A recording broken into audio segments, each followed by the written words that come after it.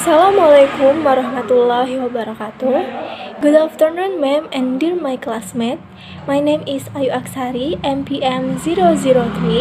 I will explanation my homework about which is the method I will choose if I teach English in podcast. So, if I teach English in podcast, I will apply the method of total physical response or TPR, songs or sing a songs, and fun games. But I will explanation with bahasa. Baik, ada beberapa metode yang akan saya gunakan dalam pengolahan kelas di Taman Kanak-kanak. Beberapa metode tersebut yaitu metode Total Physical Response atau TPR, songs, and fun games. First is Total Physical Response atau TPR. Nah, kita ketahui bahwa beberapa karakteristik dari anak-anak usia dini yang di taman kanak-kanak yaitu sangat aktif, spontan apa adanya dalam berbicara maupun bertindak, memiliki rasa ingin tahu yang tinggi, memiliki imajinasi dan fantasi yang tinggi, jiwa berpetualang, menyukai pelajaran outbound, pandai dalam meniru seseorang ketika diajarkan sesuatu, sangat senang bermain, dan lain-lain. Oleh karena itu, beberapa dari karakteristik anak-anak tersebut yang setelah saya paparkan, saya akan menerapkan metode Total Physical Response atau TPR, songs atau sing a songs, dan fun games. Karena menurut saya ketiga metode ini cocok untuk diterapkan ketika mengajarkan bahasa Inggris di taman kanak-kanak.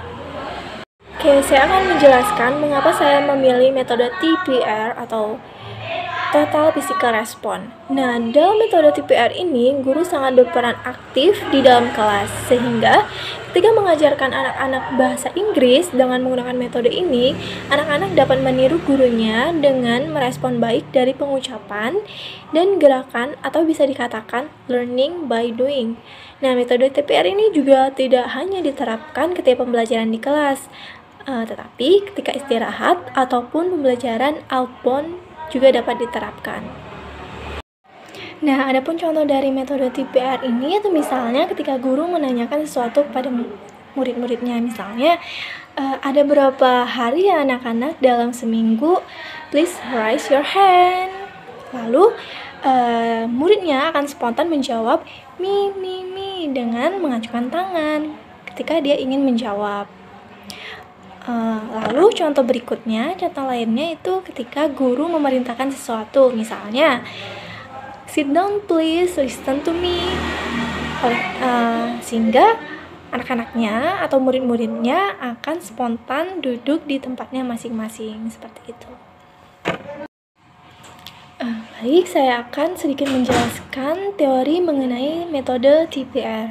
Nah, metode Total Physical Response atau TPR ini pertama kali dikembangkan oleh James J. Arthur yang telah sukses dalam mengembangkan metode pembelajaran bahasa asing pada anak-anak.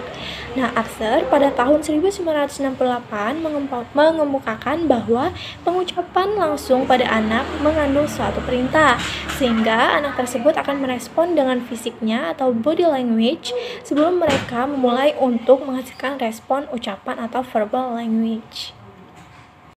Lalu, menurut Richard and Rogers pada tahun 1999, TPR ini merupakan suatu metode pembelajaran bahasa yang disusun pada koordinasi perintah, ucapan atau speech, dan gerakan yaitu action, dan berusaha untuk mengajarkan bahasa melalui aktivitas fisik atau motorik. Dan ada beberapa dari pendapat ahli yang lainnya, yaitu Larson dan Freeman juga menyatakan bahwa pada tahap pertama metode TPR ini, guru bertindak sebagai model yang memperagakan tindakan. Guru dapat memberikan instruksi pada beberapa anak didiknya dan kemudian memberikan contoh atau mempraktekkan ucapannya di hadapan peserta didik agar peserta didik dapat memahami instruksi atau perintah yang diberikan dan dapat mengikuti ucapan serta gerakan dari instruksi guru tersebut. Nah, pada tahap kedua, para peserta didik dapat mendemonstrasikan apa yang telah mereka pahami dari perintah-perintah yang telah diberikan guru. Kemudian, sampai pada tahap ketiga, peserta didik harus mengerti atau memahami serta merespon perintah atau instruksi dari guru secara fisik. Para peserta didik dapat belajar lebih jauh untuk membaca dan menuliskannya, sehingga pada saatnya para peserta didik telah siap untuk berbicara dengan bahasa asing. Okay, the second method is song or sing a songs. Nah, saya memilih metode ini karena metode ini sangat cocok untuk diterapkan dalam pengolahan kelas dan penyampaian materi yang tentunya bahasa Inggris pada usia dini. Nah, untuk contohnya itu misalnya pada materi mengenal anggota tubuh, sehingga guru bisa menyanyikan lagu Head, Shoulders, Knees, and Toes.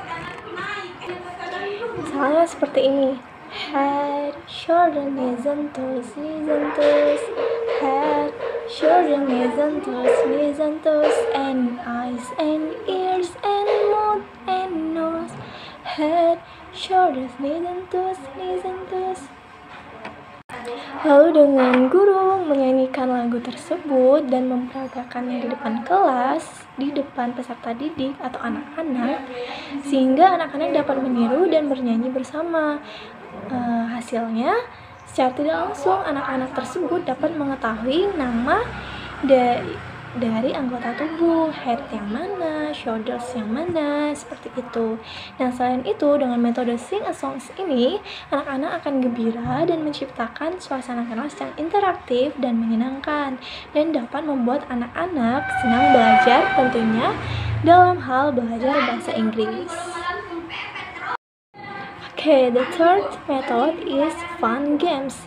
Nah, saya memilih metode ini, tentunya metode ini akan sangat menyenangkan jika diterapkan di kelas pada kelas taman kanak-kanak.